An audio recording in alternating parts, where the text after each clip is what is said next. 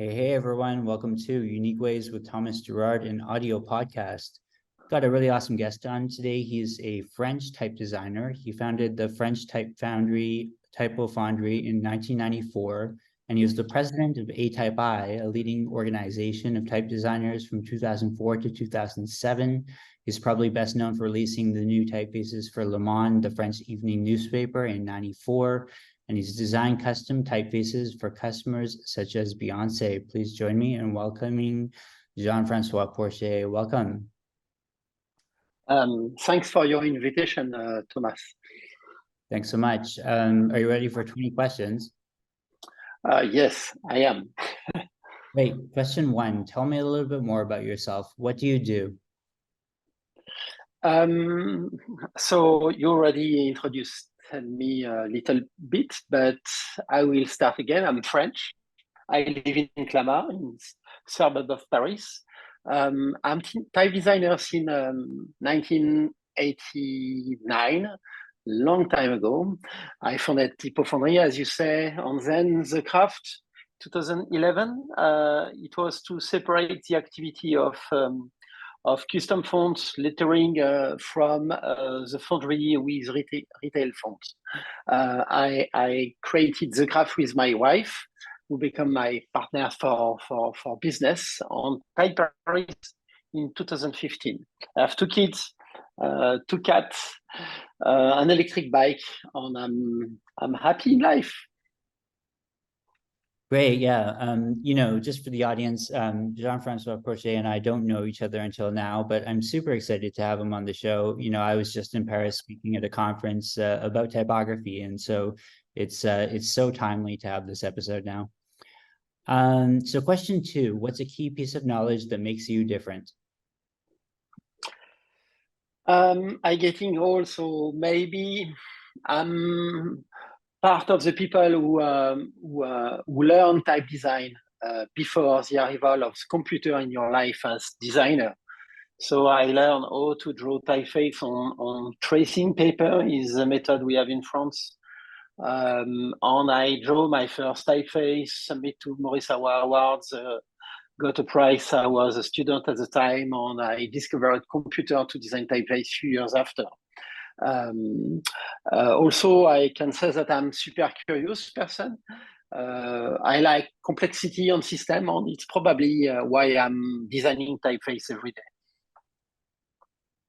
Great. Just for our audience, if you're excited about this big typography episode, definitely check out the episode with Eric Speakerman. That was a really great one and huge pleasure to have him on the show. So number 3, why this of all things? Why do you do what you do? It's very simple. I suppose it's the same for a lot of designers. It's impossible to live without creating things. Also, transmission of knowledge is also a crucial element for me. It's important to build common knowledge, to exchange, to discuss, and also to teach. When you are a type designer entrepreneur, you have a great freedom. All risks are on you, ideas, execution, marketing, the fail, the success, everything. Great. Okay, great answer. So some people struggle with number 4, but the question is, what does your future look like? I'm 59 years old now. I have no plan to stop drawing letters for at least the next 20 years. I don't see me retire on doing nothing. I need an occupation, and type design it's probably the best I can do. Freedom is still up.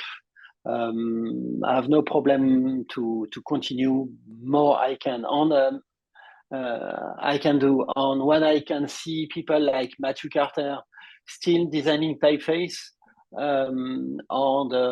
To see also, I meet a long time ago in a jury, Herman Zapf.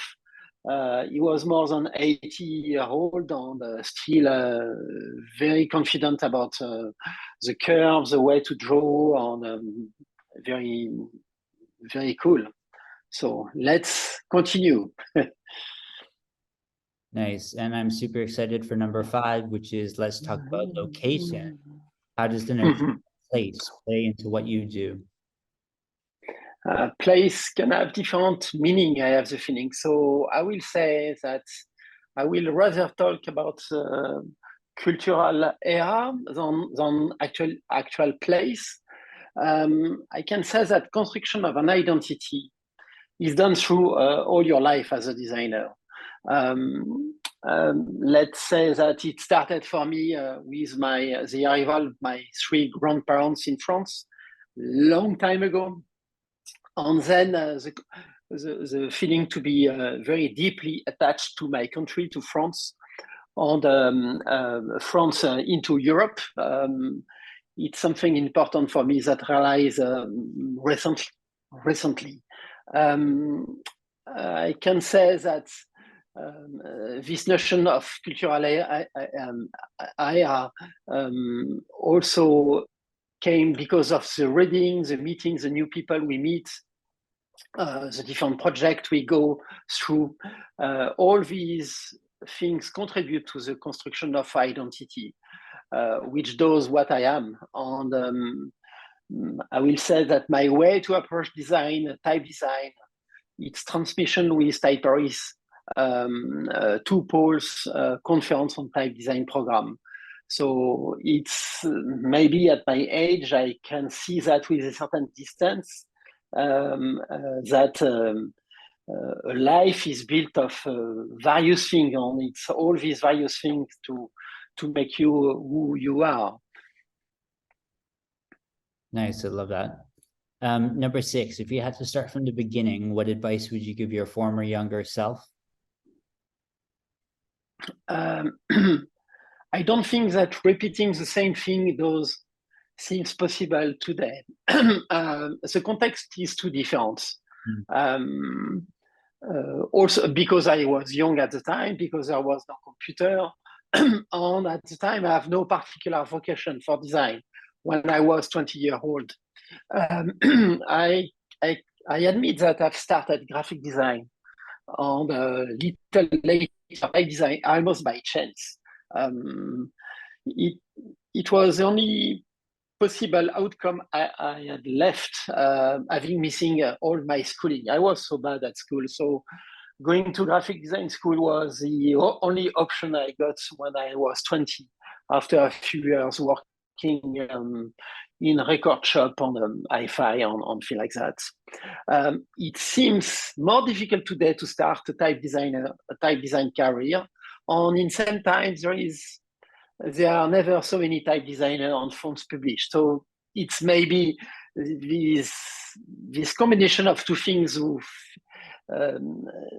give me the feeling that starting a career as type designer today it's more complex than that at my time. At my time, there was nobody. So when I choose to be type designer, it's because nobody doing that. I was the only one in the school to wanted to do that. Most of the others wanted to be illustrator, graphic designer, whatever. But type design was something not at all accessible. So it was why this option. Today, to come back to the current situation, the profusion of published typeface, and also the harsh emotional competition via social media, this daily confrontation force people to compare ourselves to others without the necessary distance. You know, at my time, without the internet or nothing, you're alone in front of your desk, but you don't have this pressure. You have just the love to draw the perfect, beautiful typeface. You compare yourself with books with Frutiger, Zapf, Matthew Carter, and others, but you don't know who they are. You never been in contact with them, so you have a certain freedom on no pressure in a certain way. So that will be difficult to start a career as a type designer for me at the time. But I don't know what else to do. So nice. Okay, number 7. What's a day in your life like?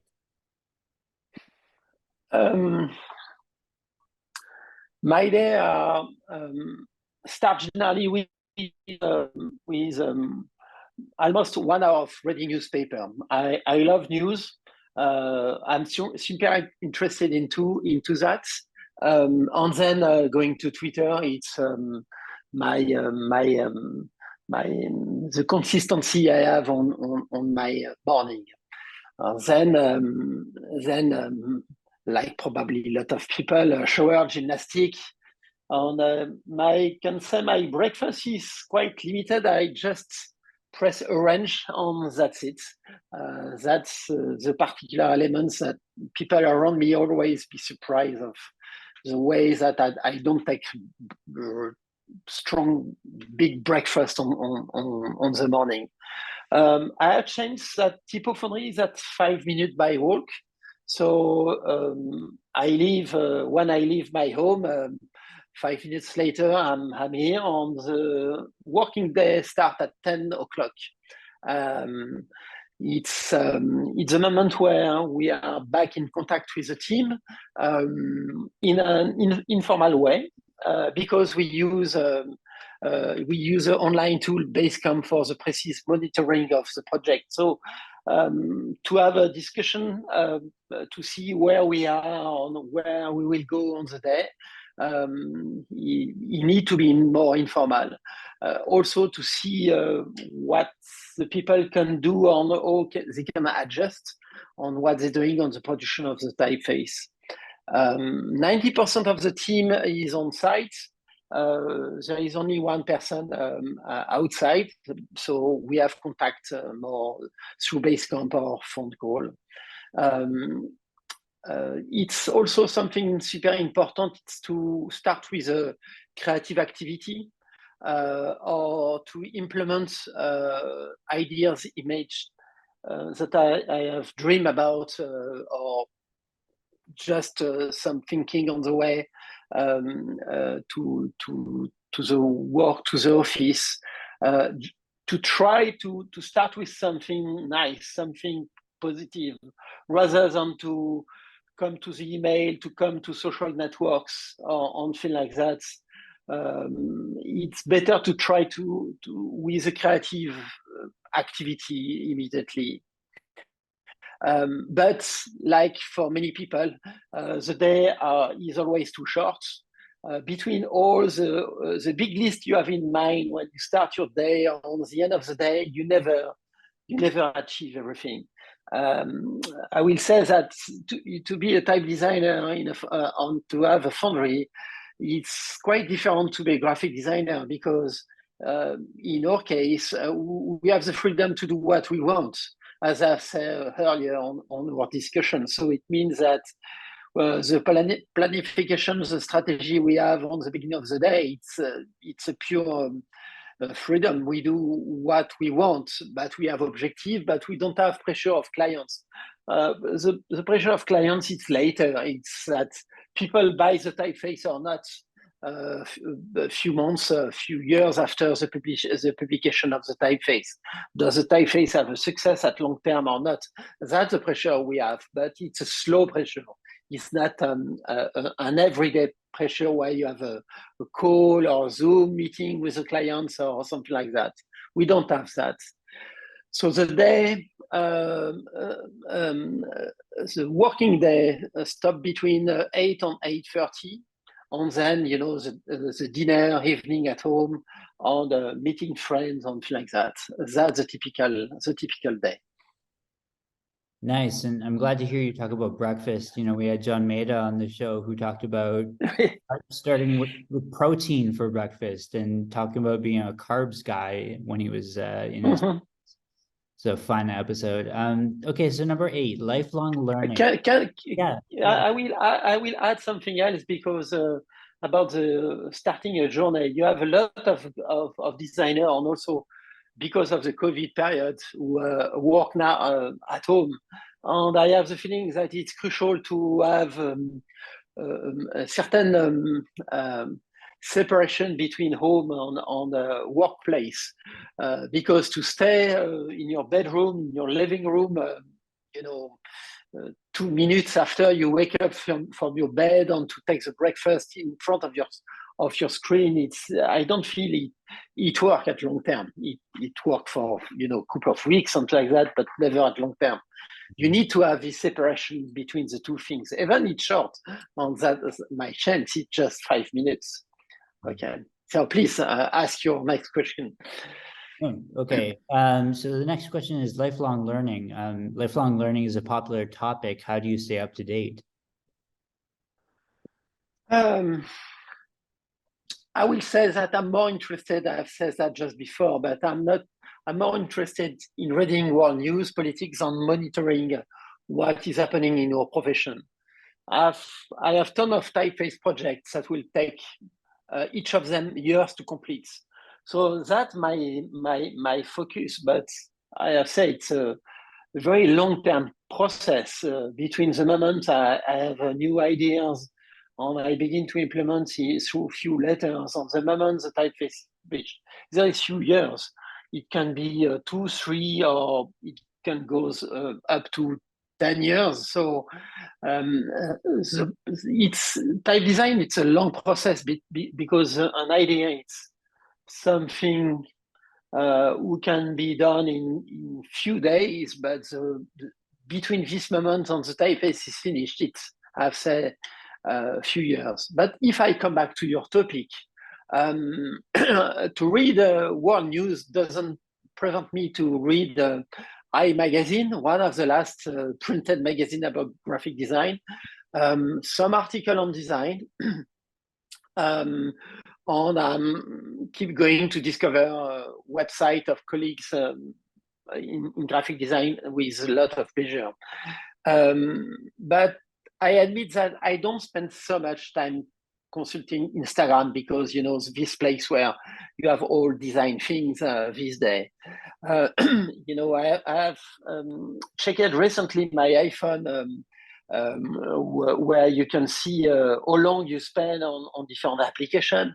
Last week it was a 7 application consult. So you see, Twitter was the first, but Twitter is about news, it's not about design.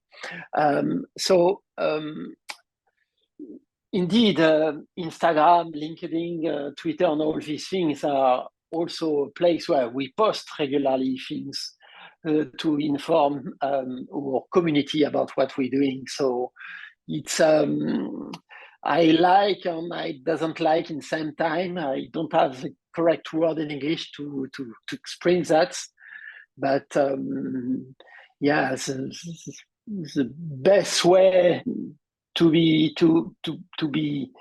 in contact with the reality, it's probably books at a long term period. It's why I have a big library of books accumulated since many years. Nice, yeah, I totally agree. Books are huge. So the next question, we're almost halfway here. The next question is, what tools do you use? Are you both digital and analog? Yeah, I'm digital. Currently, I have a MacBook 14 M2, to which I have a 32-inch Dell screen connected. I like a large screen to be able to enlarge the typeface to have the best curve I can draw with a basic curve. I have a Magic trackpad. I use trackpad since 96. I hate mouse completely. Yeah, there is no mouse on my desktop since this moment. We use Basecamp, as I said before. Basecamp, it's a great tool to manage project. Each project you have different Basecamp, and also for the organization of typeface on the course. I use Glyph apps to draw typeface. Illustrator is a software that I use quite often, almost every day. It's probably one of the first softwares that I've learned myself on the computer. I don't use a lot in design or Photoshop. But I can say that clearly that my way of creating new typeface was a result of a sort of internal process, I will say intellectual process. than the practice of tools or practice of drawings.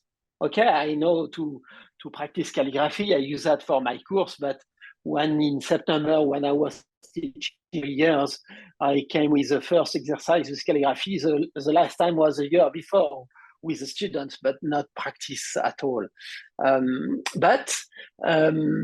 I have bought my first iPad last year, just last summer. It's a way for me to escape from the limitation of basic curve. I wanted in a recent time to be more direct between what I have in mind on the results. So I try to draw a few letter forms before moving to computer and to adapt them to basic curve, rendering, and expanding into the typeface. Because since '94, I was practicing directly with basic curve since Le Monde typeface. It was my first project doing completely on screen.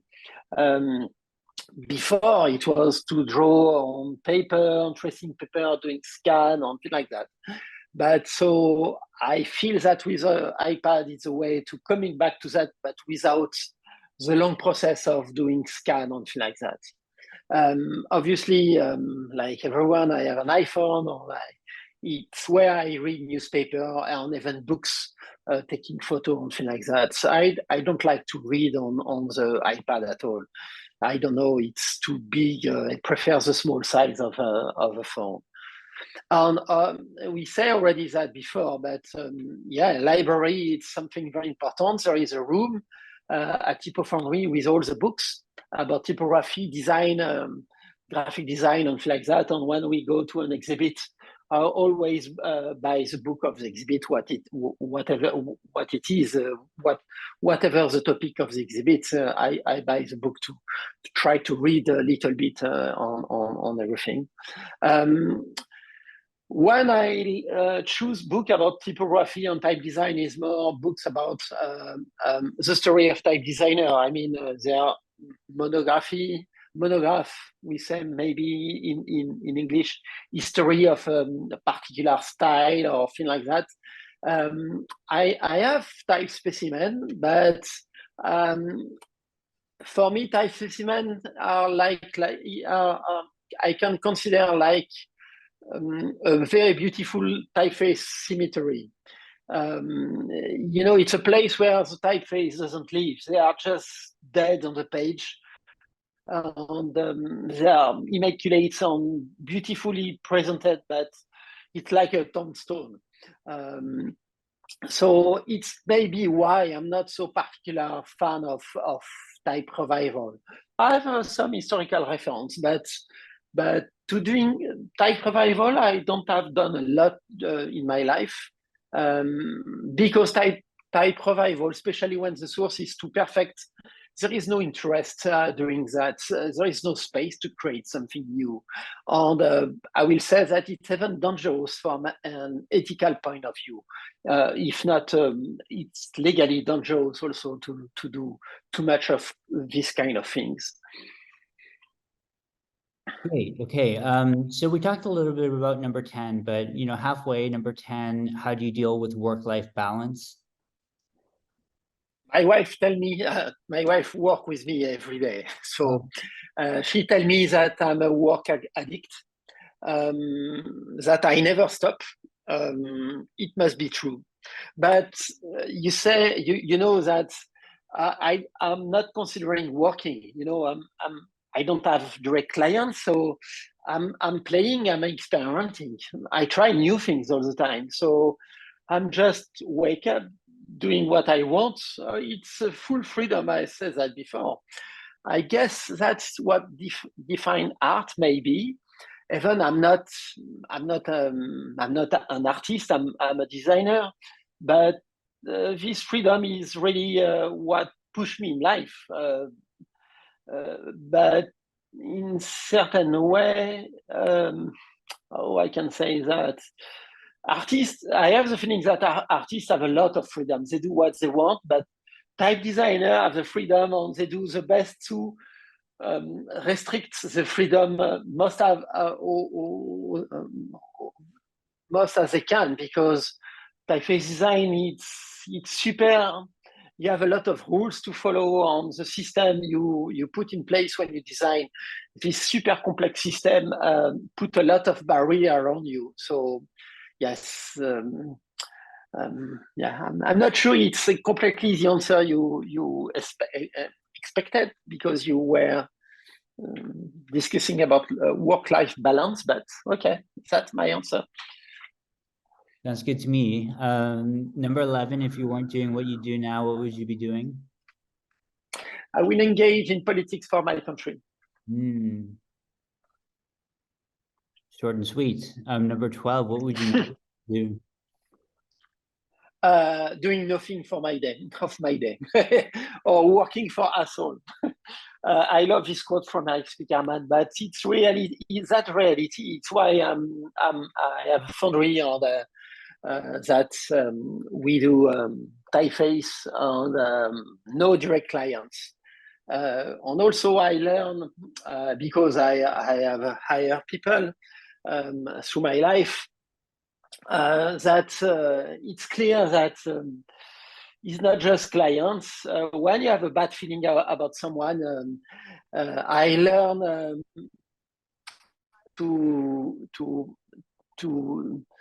I don't have the word to say that in English, but my gut about what's happening or the contact with the person, it should push me to take quickly a decision about if it doesn't work. Yes. Yeah, intuition or instinct. Yeah, something like that. Yes. Yeah. Okay, number 13. What's your favorite word, quote, or sentence?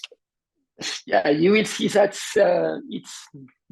I was, looking for some. I was thinking about quotes when I've read when I've read your question. I have two quotes for you as a favorite, not only one. But the first echo to what I've said before, if I'm not doing type design, what I will do. So my first quote is, ask not what your country can do for you. I've wrote that on my screen. Ask what you can do for your country. That's a quote from John Kennedy when he was elected. He was in Washington doing his speech. So that's the first quote. The second one, that's a fabulous quote from Susanna Lichko. You read best what you read most. And in the beginning of my career, when I was looking to emit typeface on Susanna Lichko work, I was perplexed about her style and what she's doing, because I was more into classical way to draw typeface. But I have read Emigre magazine a lot in the 90s when he was there.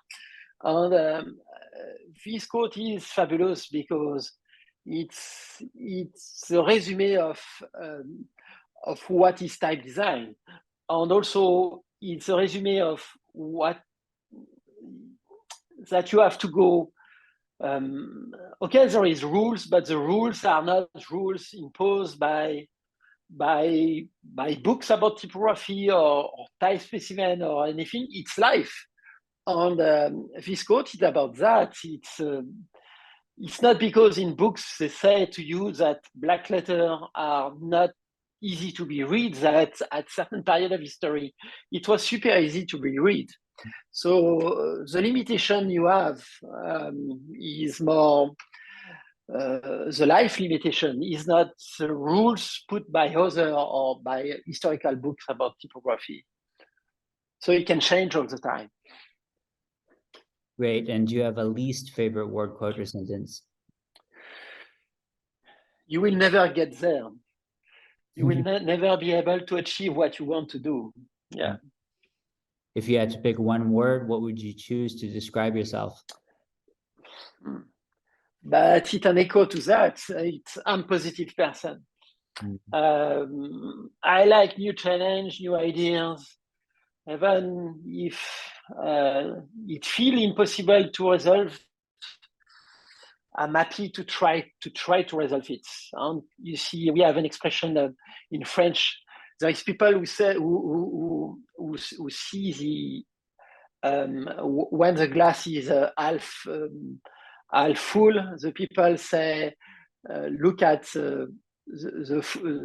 what you have on the glass, and people look at what is empty. And I'm part of the people who look at the glass, what is already on it. So yes, positive. What keeps you up at night?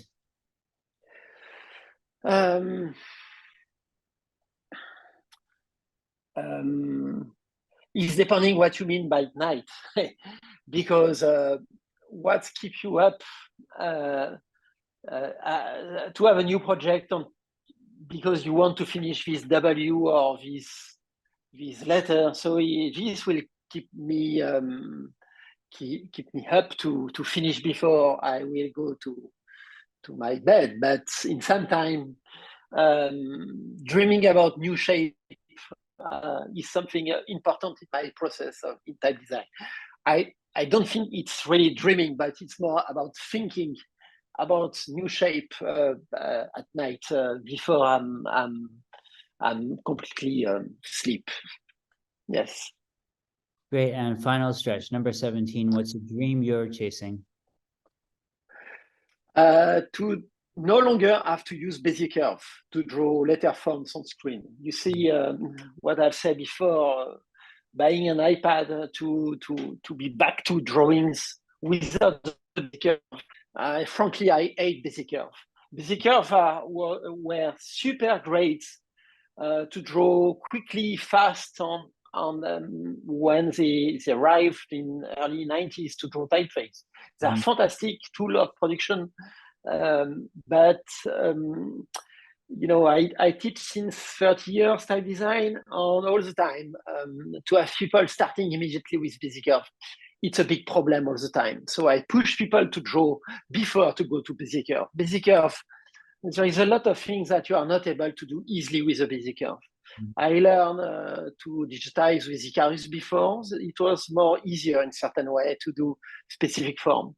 To do script with a lot of curve on not completely finish or with no angle is very difficult to do that in basic curve. It's painful to draw in basic curve. So I dream about people at Glyph app or whatever, this new tool will appear in the future, be able to find a new interface between the machine. We have basic curve to store our drawings on, or as a human, we can play with shape directly on the screen or via another tool when screen will disappear in the future. Great. And 18, what inspires you? Art, exhibit, reading, the diversity of people I meet all the time, and meeting people is very important. You know, it's why I was at ATypI since the beginning of my career in non-profit organization is to meet people.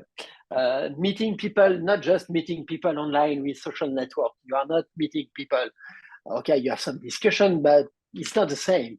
And it's why I like to build community, to organize conference, to organize teaching program like Typeface. I love to do that.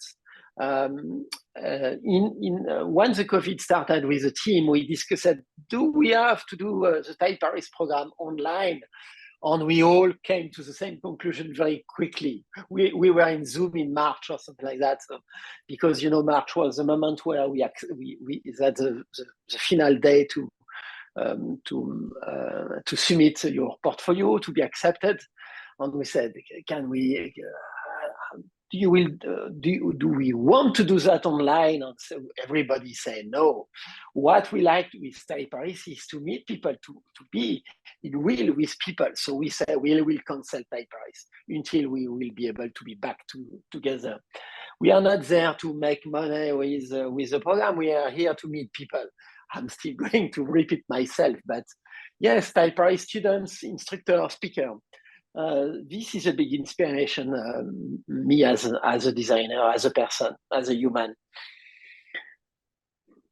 Great answer. You know, I absolutely love the conferences, and ATypI is not short of that. It's a great one. Okay, and number 19, any advice you'd like to share?